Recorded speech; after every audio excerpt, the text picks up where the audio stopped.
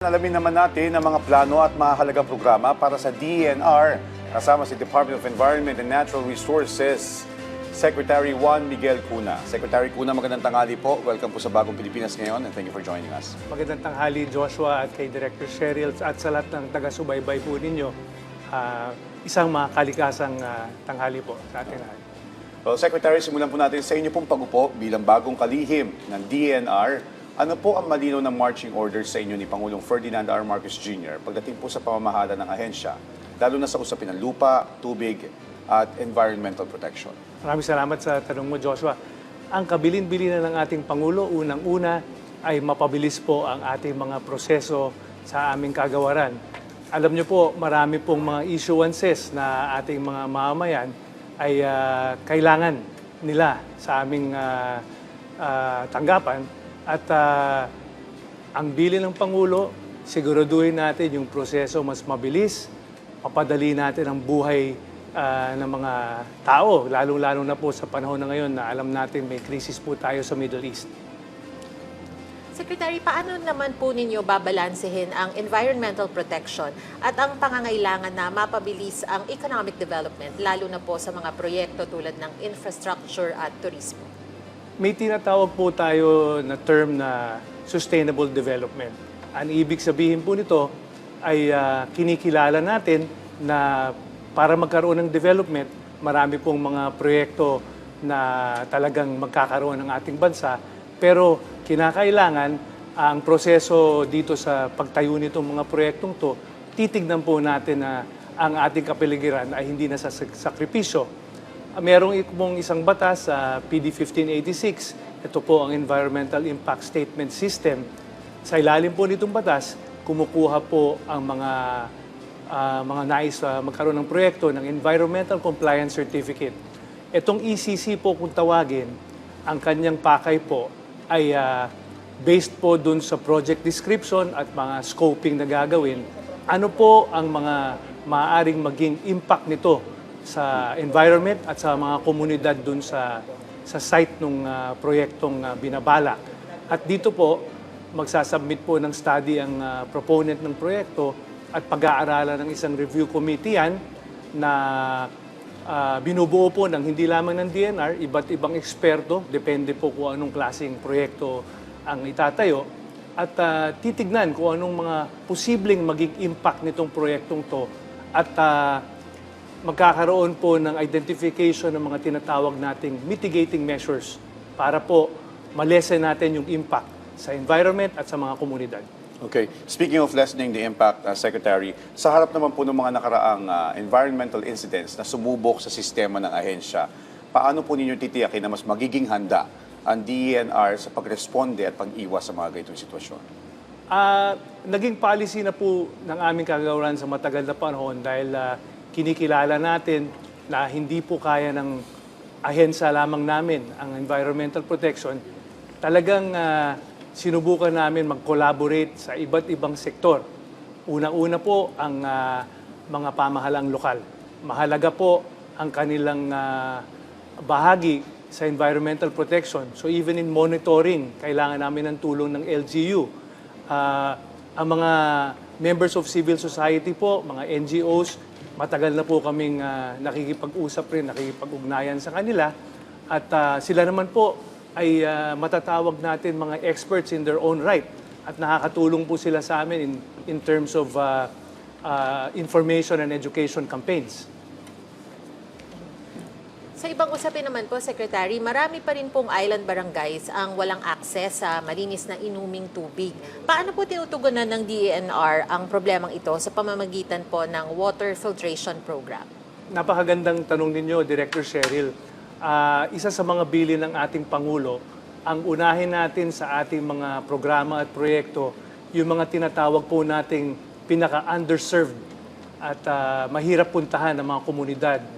Ang isa na po dito, yung mga island communities, island barangays po natin, at nagkaroon ako ng masasabi kong magandang pagkakataon sa Zamboanga City about a month ago. Pumunta po kami sa Barangay Tumulutab at meron po tayong ang ating Water Resource Management Office sa ilalim po ng DENR ay nagtayo po ng isang water filtration project dito po sa komunidad na ito. At nakita po namin, kaming mga pumunta po doon sa island po na ito, kung gaano kalaki ang benepisyo sa mga tao sa komunidad.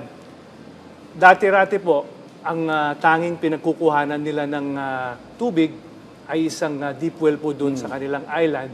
At ibinabahagi po sa amin ng mga tao sa barangay na madalas po magkaroon ng mga sakit ang mga tao sa barangay.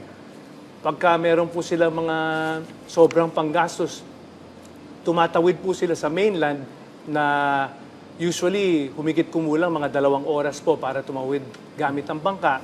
Doon po sila bumibili ng potable water. Pero ang presyo po niya ay nagre-range ng mga 50 to 75 pesos per 5 gallons. Sa tulong po nitong proyekto natin, binibili po nila doon mismo sa island ng between 20 to 25 pesos. So napakalaking tulong po sa kanila ang proyektong yan, and we hope to be able to replicate this in many more areas. Maganda pong balita yan dahil may mga nakikita rin ako, Director, Secretary, sa online na talagang naguhukay lang sila para sa mga deep well na alam naman natin na pag yung proseso nun na hindi tama, ay hindi naman talaga ligtas sa kalusugan. Hindi lang po yun, kung pwede ko pong idagdag. Dahil naitanong ko po doon sa barangay kapitan, pagdating po namin, kung saan po nila tinatapon ang kanilang anong ginagawa nila sa kanilang basura.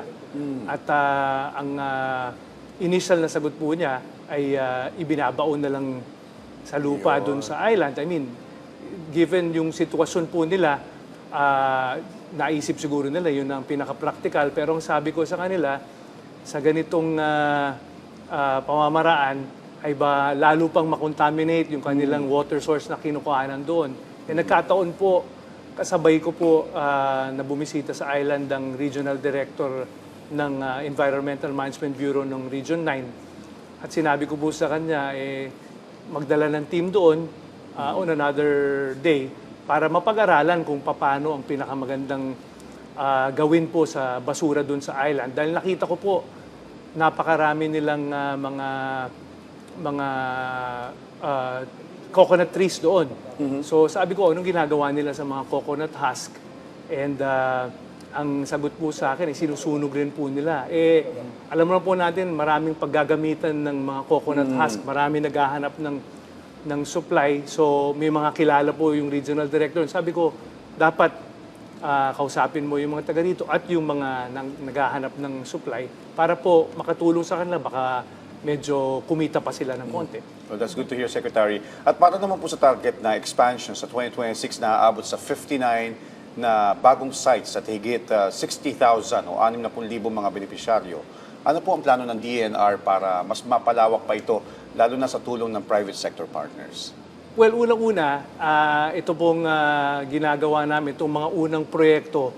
Kaya ang pakay po ng aking pagpunta doon sa isang proyekto namin, ay siguraduhin na talagang may nagbebenepisyo at maganda po ang patakbo ng proyekto para maipakita lang namin na ang salapi na linaan po para sa mga proyektong to ay talagang may nagbebenepisyo. At dahil dito, baka naman pwede naming mahingi sa ang budget na taasan pa para dito sa partikular na mga water projects na ito para mas marami pong maabot na ating mga mamamayan. Pagdating po naman sa private sector, alam po namin na makakatulong talaga sila. It's a matter of coordinating with them. Maganda po historically ang ugnayan ng aming departamento sa mga kaibigan natin sa private sector, and many of them have been very, very helpful. And this is one instance na pwede po tayong lumapit sa kanila makapaghanap ng mga proyekto na magiging kapaki-pakinabang. Para naman po mas maunawaan ng ating mga kababayan, kamusta na po itong Enhanced National Greening Program? Pakipaliwanag po kung ano po ang layunin nito at gaano po kahalaga ito. Maraming salamat sa tanong mo, Joshua. Nagsimula po itong National Greening Program po natin noong 2011. Originally, 5 taon po na programa dapat ito, 2011 to 2016. Ang kanyang pakay po ay reforestation talaga. Magkaroon ng over 1 million hectares na mapuno po natin ng tinutukoy po natin ay yung mga denuded forests, yung talagang medyo through time naubusan po ng forest cover. So, pero gusto ko lang bigyan ng diin, hindi lamang po ito na reforestation na programa, kundi po job generation din. Ang ginagawa po natin, yung mga people's organizations dun sa particular areas kung anong site ang mapili, yun po ang sinasama natin sa proyekto. Ang trabaho po nila, una-una, survey and mapping ng area para siguraduhin itong tamang lugar para magkaroon ng reforestation. Pangalawa, seedling production para magkaroon tayo ng mga seeds na for us to plant. And then pagka-planting po, meron tayong tinatawag na maintenance and protection pagkatapos. This is a 3-year program. Yun yung cycle po niya. At ang ginagawa po natin after the 3 years, naghahanap tayo ng magtutuloy na protektahan at subaybayan yung lugar para siguraduhin hindi na sayang yung mga na-plant. So, usually, we talk to the LGUs and the barangays in the area para ituloy po ang pagbabantay sa area. Sabi ko kanina, dapat 5 years lang to, pero na-extend po ito hanggang ang tinatawag naman natin na ngayon ay Enhanced National Greening Program.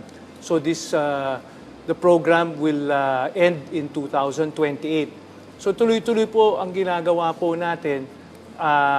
Iba't ibang species po ang pinipili para depending on kung anong lugar. May mga lugar po na nakita ko po na very successful po ang may mga fruit-bearing trees po tayo katulad ng lemon, langka. For the areas na angkop po ito mga fruit-bearing trees, agroforestry, napakaganda po dahil tuloy-tuloy na po babantayan yan dahil siyempre pinagkakitaan ng bunga nito. And then tinutulungan na rin namin na mag-market nito. I think may ugnayan po kami sa DTI on this aspect. Para po yung mga mamamayan natin na tumulong sila dun sa reforestation ay tuloy-tuloy ang maging pakinabang. Secretary, kasabay naman po ng pagdiriwang ng Earth Day kahapon, ano po ang ibig sabihin ng panawagan para sa nature-based solution bilang core strategy para sa climate adaptation at sa disaster risk reduction? Magandang tanong rin to, Director Cheryl. Actually, I just finished a meeting this morning with ang ating ambassador, ang Dutch ambassador, so I'm the ambassador of the Netherlands. At isa po ang nature-based solution sa kanilang strengths na advance po sila dito at tumutulong po sila sa atin. Ang ibig sabihin po ng nature-based solutions na as opposed to tinatawag na gray infrastructure, pag may mga gusto tayong tugunan, katulad ng flooding for instance, imbis na gumawa ng mga structures to prevent flooding, may mga natural processes, kung tawagin, nature-based solutions, mag-reforest tayo ng gusto, mag-plant tayo ng mga mangroves. So, ito po yung mga bagay na tinatawag na nature-based solutions na maaaring maging mas maganda at angkop para sa ating bansa. Alright. Well, Secretary, ano naman po yung magiging konkretong hakbang ng DENR para maisulong itong watershed management, forest restoration at mangrove protection? Well, ito po, isa sa mga tungkulin ng aming mga regional offices ay gawin itong mga bagay na binanggit mo. Pero, siyempre, meron rin po tayong kakulangan sa manpower, which is why sinistep up po namin ang pakikipag-ugnayan sa iba't ibang sektor. Gaya ng sabi ko kanina, isa na po ang pamahalang lokal at mga asosasyon at mga komunidad sa iba't ibang mga lalawigan po natin. We want to be able to involve everybody dito po sa reforestation, sa mangrove planting, at pati po sa pagbabantay. Dahil alam nyo naman, dahil sa kakulangan ng ating resources, yung ating mga forest rangers na dapat magbantay ng ating mga kagubatan, dati po umaabot na mga one forest ranger is to 4,000 or 5,000 hectares para bantayan. Okay. Alam natin this is physically impossible. Yes. Ngayon po nasa mga 1 is to mga 2,000. So medyo ano pa rin na medyo hirap pa rin tayo dun sa forest protection. But of course, alam na po natin lahat na may mga bagong technology tulad ng mga drone. So nakakatulong rin po itong mga advancement in technology in terms of protection po natin sa ating mga forests. Okay. Secretary, balikan ko lang ng bahagya yung nabanggit po sa reforestation. Are we considering as well collaborating with private sectors like yung mga environmental advocates na gusto pong tumulong para ma-preserve yung ating kalikasan? Actually po, marami na pong tumutulong Okay.